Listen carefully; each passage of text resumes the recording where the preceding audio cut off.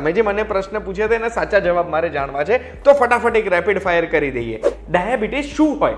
Diabetes એટલે આપણે કંઈ બી વસ્તુ જે ખાઈએ છીએ મોઢાથી, એ દરેક વસ્તુ જે છે એ આપણા પેટમાં જાય છે, પચે છે, અને એનાથી જે છે ને એ બ્લડ ગ્લુકોઝ બને છે. આ જે બ્લડ ગ્લુકોઝ બને છે એ બ્લડ ગ્લુકોઝ જે છે આપણા લોહીમાં બધે ફરે. આ હું અત્યારે હાથ હલાવી રહ્યો છું, તો એને હાથ હલાવવા માટેની જે તાકાત બીજે આપે છે ને એ ગ્લુકોઝ આપી રહ્યો છે. એટલે હવે જો આ બ્લડ ગ્લુકોઝ જેટલો મારા લોહીમાં બને છે અને એ પચી જાય છે ટાઈમે, તો એ માણસને ડાયાબિટીસ નથી.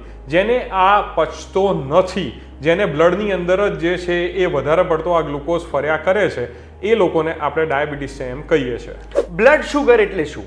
બ્લડ શુગર જે છે ને એ એક રીતે હું તમને કહું તો એ એક ખોટો વર્ડ છે. એકચ્યુઅલી એ બ્લડ ગ્લુકોઝ છે.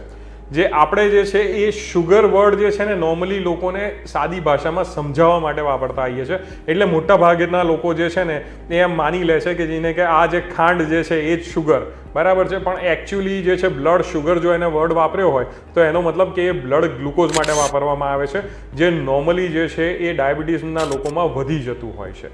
નોર્મલ ડાયાબિટીસ કેટલું હોવું જોઈએ? નોર્મલ ડાયાબિટીસ જે છે એ અલગ અલગ ટાઈમે અલગ અલગ હોઈ શકે.